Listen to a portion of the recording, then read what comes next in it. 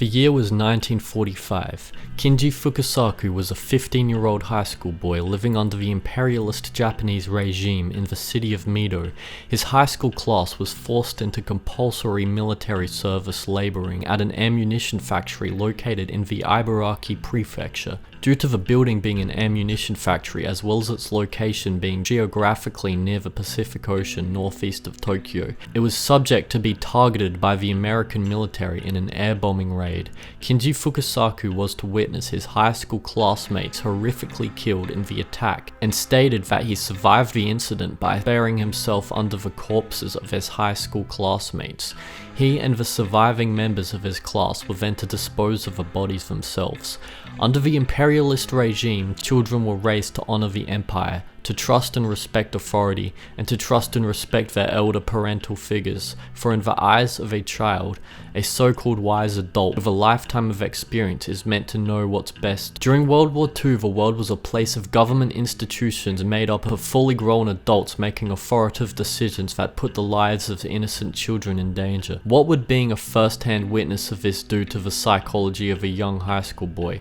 At age 15, Kinji Fukasaku came to the realization that the Japanese government was lying to its people about World War II, and his socially constructed illusion of authority being trustworthy was shattered.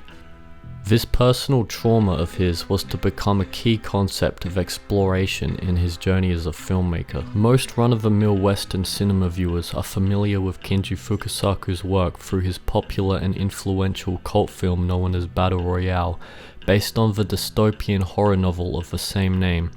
A film which revolves around a societal situation in which the country's government is displeased with the growing anti-authority mentality present within youth culture. So the government's response is to pick one high school class of students per year and send the class to an island where the high school students are forced to fight each other to the death, with a rule being that there can only be one winning student, and the last standing student in battle is then allowed to return home safely. As you can see by the dynamics the plot provides, it is very obvious how Kinji Fukasaku's filmic expression of this dystopian story is directly correlated to his personal wartime childhood trauma and lifelong anti-authoritarian attitude. The fact that the film was being made at the tail end of his career after a lifetime of honing his skills in cinematically depicting violence in a raw, vulnerable, expressive way, and this combined with him tapping into a subject matter that is very close to his heart, may have been the golden combination that led him to creating this internationally recognized cult masterpiece that will be a beloved film for many generations to come. But this is far from where his journey as a filmmaker begun. This is a man sitting on a multiple decade-long filmmaking legacy spanning a vast array of genres from comedy to crime, and is cited as being the man directly responsible for the revitalization and popularization of the yakuza film genre in the 1970s with his legendary Battles Without Honor and Humanity film series. That's right, what Akira Kurosawa is to samurai films is precisely what Kinji Fukasaku is to yakuza films.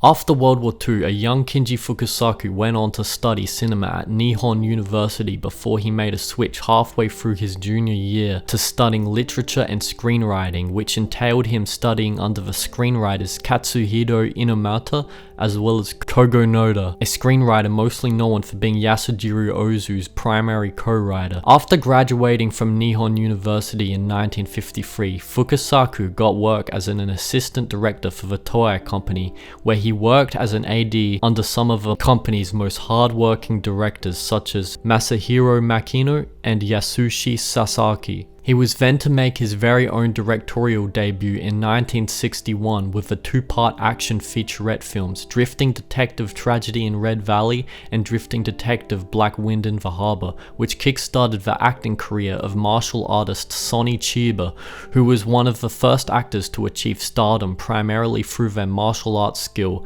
and is often cited as being the Japanese Bruce Lee. Although the Drifting Detective films are very formulaic B-grade studio-driven productions, series, they managed to showcase a glimpse of Kinji Fukasaku's talent for being able to direct well-proportioned action sequences pretty early on in his filmography. Throughout the 1960s, he continued to work directing various studio-driven productions, often revolving around crime gangs. Due to the nature of his director's contract with the Toei company, that being non-exclusive, he was also able to work as a director for the Shokikyu company, where he directed theater film adaptation Black Lizard, as well as a US and Japanese co-produced science fiction film known as The Green Slime, a film in which upon release was received extremely poorly in both the United States and Japan, but later went on to develop a cult audience amongst the cheesy B-grade movie crowd, most likely for the entertainment value that derives from the film's goofy practical effects and costume design. It is also widely cited by film historians that The Green Slime was an early influence on Ridley Scott's 1979 classic Alien, which makes a lot of sense considering that the story catalyst for Green Slime is an alien entity being brought on board a spaceship without the knowledge of its crew.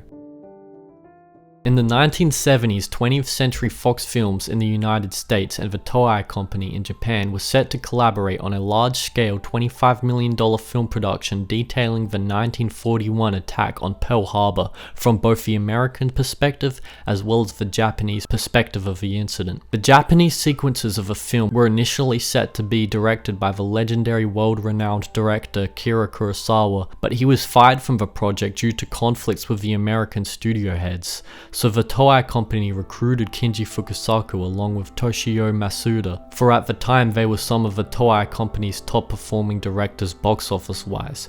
As sad as it is that the firing of Akira Kurosawa led him to never have any involvement with the American film industry ever again, it's a situation that is to be viewed as a double-edged sword, for the payment Kinji Fukasaku received from this highly commercialized film enabled him to be able to purchase the rights to create a film adaptation of Yuki Shoji's Under the Flag of a Rising Sun, which would be a pivotal film in his career that led him to become the artist that is known as today.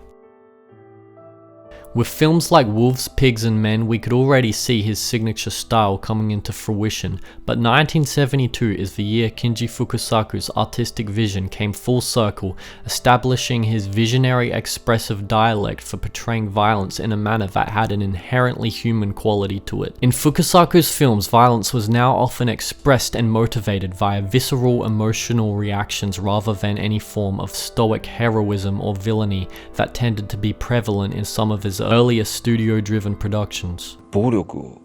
人が人に暴力を振るう時の感情、それって意外と知らないんじゃないですかっていう、昔はアメリカ映画もそういう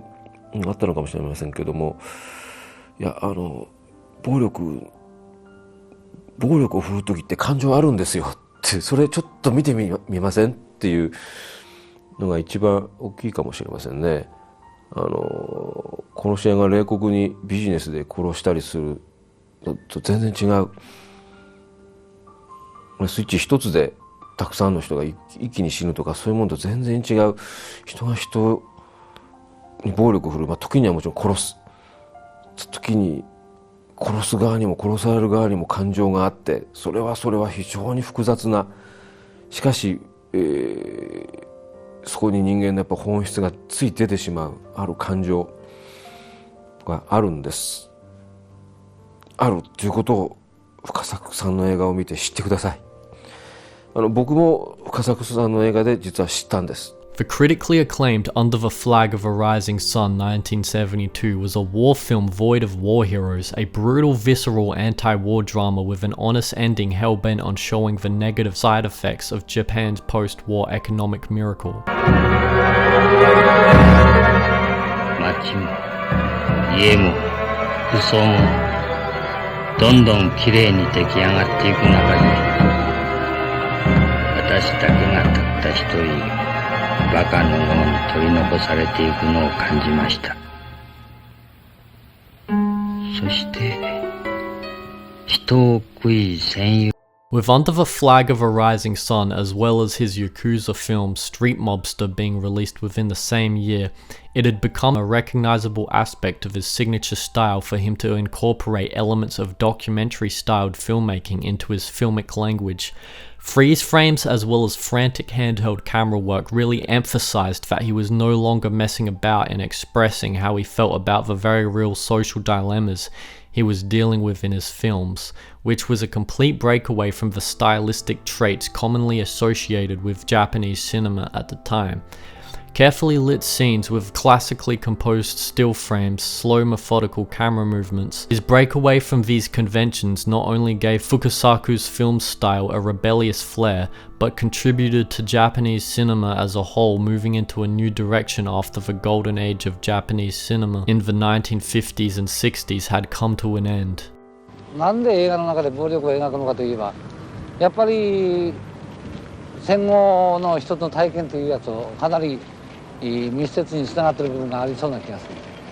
る。なんかこの焼け跡派と闇市派焼け跡派というような言葉がよくあるんだけれど、そういう人たちの共通した心情というのはなんか出来上がっていく世の中への一つの拒否みたいなことが一つのテーマになっているような気がする。それで、なんかどんどん街がきれいになっていくわけだけれど、そのきれいになっていく街と自分と何ら関わりが見出せない。むしろこの出来上がっていくことを拒否しながら、昔の闇市、体験を切実にこの危機をするようなことになってくると。それで、なんかこの非常に荒々しい情念を持ち続けようというようなことが言えるような気がするんだけど、僕の中での暴力表現もやはりなんかそういうこの闇市気球の荒々しさ、荒々しい感情。 Those were Kinji Fukasaku's words on Japan's post-war black market era, but to truly garner an understanding of how Fukasaku as a person processed his feelings on this time period, look no further than what I consider to be one of the most defining pieces of yakuza-related media to ever exist.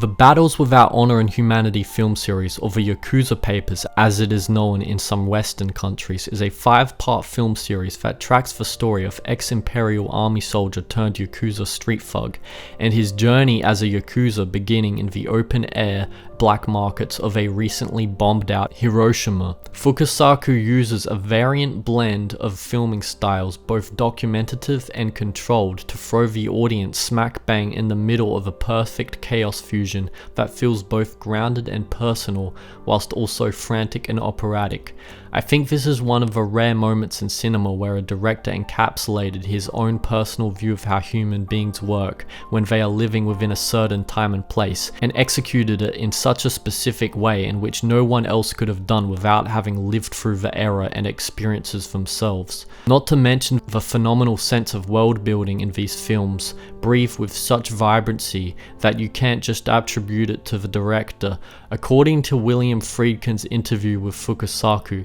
he was someone who did not think of himself as an auteur. He considered himself a worker on set on the same level as the costume designers, set dressers, etc. To him, filmmaking was truly collaborative to the degree where being open to lots of different ideas from his crew was simply part of his creative directing process, and this is what he attributed to achieving scenes that feel so alive to the degree that they do. Though the Battles Without Honor and Humanity films are to be considered his magnum opus within the Yakuza genre, I would also like to mention that he has other brilliant Yakuza and crime-related films from the 70s era that vary in tonality. Some of my personal favourites include Sympathy for the Underdog, Street Mobster, Graveyard of Honor, Yakuza Graveyard, Cops vs Thugs, Doberman Cop, Violent Panic: The Big Crash, and many more that all explore a lot of similar themes of violent conflict through the lens of his signature style. 本人の言葉を借りるならば暴力は寄生虫のようなものだと。つまり戦争を体験し、そこで15歳までの自分のアイデンティティができてしまったので、切り離すことがむしろできない。私は暴力を否定しきれないという発言がありますけれどもね、これは人間自体の持っている本質的な部分なんだと思います。それは愛や、平和、友情への信頼と同じように暴力もまた矛盾するものとして人間がみんな内在している。ただそれをどこまで、許容しうるか、そして表現できるかっていう問題だと思うんですね。深崎賢治の場合はその時点に立つことでより人間を掘り下げようとしたと。そして一番本人が嫌がったことなんですが、平和というものは、そして正義というものは、ややもすると臭いものに蓋をしてしまう。これが一番嫌っていたと。臭いものに蓋をせず、その臭いものの中身も見て考えるべきものが平和なんじゃないかと。ですから一概にバトルロイヤルにせよ、仁義なき戦いにせよ、暴力をテーマにしている映画だからといって全く否定してしまうのでは、そこから目を背けることになる。むしろそこをしっかり見た上で、平和というものは何か、バトルロイヤルを通して、仁義なき戦いを通して友情とは何かしっかり考えてほしいと僕もまた思っているんです。Before beginning the research of this video, I had never actually seen any of his samurai films, and upon watching his 1978 hit Shogun Samurai, it was clear to me that although the subject matter was completely standard for traditional samurai films, his approach had no regard for the genre's traditional methodical style. Fukasaku's attacking of the samurai genre with his own signature style made his samurai epics feel stylistically closer to martial arts epics than they do the traditional methodically paced samurai style cultivated by masters like Kurosawa and Kobayashi. He took this hyperactive approach a couple steps further with the highly entertaining Samurai Reincarnation, only this time he cohesively fuses the samurai film with fantasy horror with glorious cheesy special effects and some of the most beautiful set and production design that I've seen in a fantasy film from this era. The late 70s and 80s saw a brief period where the documentative style of his filmic language left the frame as the Toei Company hired him to direct his first B-grade science fiction film since Green Slime, the shameless Star Wars knockoff Message from Space. In this film, the princess's name is Maya instead of Leia. The villain is doing an impression of James L. Jones' Darth Vader voice. The score is a comically obvious John Williams ripoff. The ending battle was basically the Death Star run. Everything from the narrative arc down to the sound design. This movie is a Star Wars knockoff without an ounce of attempt to hide it. At the time, this film was critically considered a flop, but I would be lying if I said I didn't have a fun time watching it. As we saw the coming of the year 1980, Kinji Fukasaku did a complete 180 regarding his approach to the sci-fi genre with the post-apocalyptic film Virus, based on the 1964 novel of the same name written by Sakyo Komatsu, one of Japan's most prominent science fiction authors. At the time of production, this was the most expensive Japanese film ever made, surpassing Seven Samurai in budget. And even though this film didn't make its bags back at the box office, I found this to be a pretty interesting take on the pandemic apocalypse genre. Cinematically and structurally as a whole, this feels absolutely nothing like Kinji Fukasaku's usual work. This film plays out as a slow burn Hollywood style drama depicting the types of social dilemmas that may occur in the aftermath of this sort of global disaster. One of which was a bizarre and difficult concept I had never thought about before. The human colony in Antarctica finds itself in a situation where there are only 8 women left alive and 855 men alive, meaning they are in a controversial situation where either each woman is going to have children with multiple men per woman, or face a situation where the human race is at risk of extinction. One of the characters at the board meeting states socially they are going to have to dramatically change the way they view human sexuality and not let personal feelings get involved if they are to find a way to continue the human species. I can't say I have ever witnessed a conundrum like this in a piece of media before, nor was it a concept that had ever crossed my mind. So even though the overall storyline was pretty standard for a pandemic post-apocalyptic movie, I must give a hats off for it managing to use a plot like this to create some pretty thought-provoking scenarios.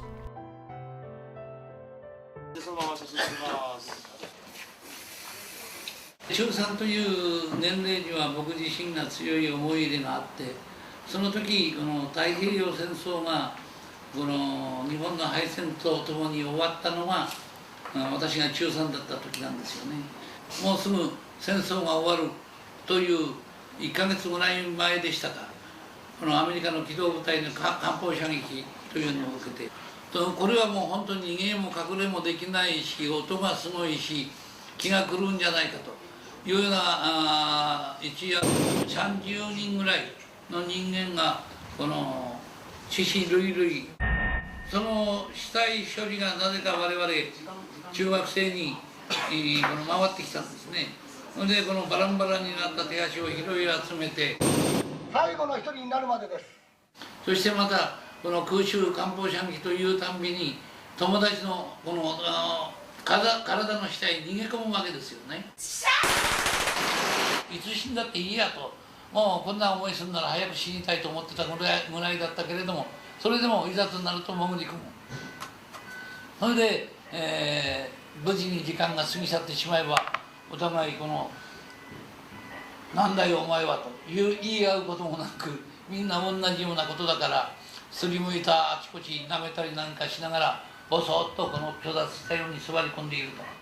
Upon the release of Battle Royale on the 16th of December 2000, it was a huge success within Japan, grossing up to 3.11 billion yen at the domestic box office. But internationally, the film drew controversy and its distribution was banned in several countries, most likely due to its depiction of violence towards high school students.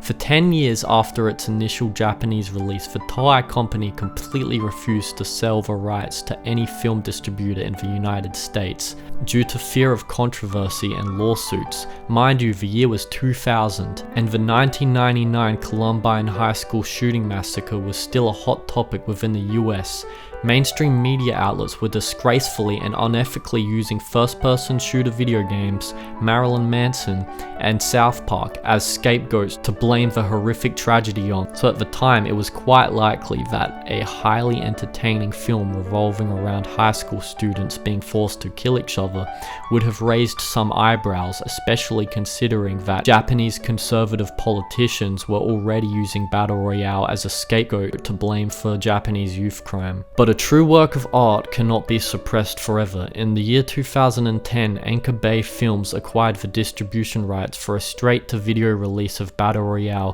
which led the film to grossing $30 million in global revenue against its initial $4.5 million production budget. All this led to a critical cult-like acclaim amongst film fans, film critics, and popular American filmmakers like Quentin Tarantino, spreading the word by ranking it at number 1 on his list of favorite films of the previous 2 decades. It was also most likely the reason he casted Chiaki Kuriyama as Gogo in Kill Bill Volume 1. Between the releases of Battle Royale 1 and 2 at the tail end of his life, Kinji Fukasaku made the unexpected move to branch out into the world of video games by working with Capcom and Sunsoft to serve as the main director for the PlayStation 2 survival horror game Clock Tower 3. The same year, in 2002, Kinji Fukasaku revealed publicly that he had been diagnosed with prostate cancer. This was shortly before he began to work on Battle Royale 2 with his son Kenta Fukasaku being the co-writer on the script. The shooting of Battle Royale 2 Requiem had begun. Kinji Fukasaku had only directed one scene before his condition worsened and was sent to the hospital, where he passed away at the age of 72. He passed away doing what he loved, filmmaking. The remaining scenes of the film were then directed by his son Kenta Fukasaku. He completed the film as his directorial debut and dedicated it to his father. The story of Battle Royale 2 revolved around the main surviving character from the first movie having grown up to become an international terrorist with the intention of taking down the totalitarian Japanese government. The film was not as well received as the first movie, unfortunately. I have read multiple books written by well-known established film scholars on world cinema history as well as Japanese cinema history that completely fail to mention or give too little attention to the legacy of Kinji Fukasaku. Yet if you look deep enough, you can find his fingerprints all over popular culture the more and more as time goes on. So I hope that through this video I am able to bring some more awareness to this man's remarkable legacy, and hopefully I've encouraged you to check out some of his films too.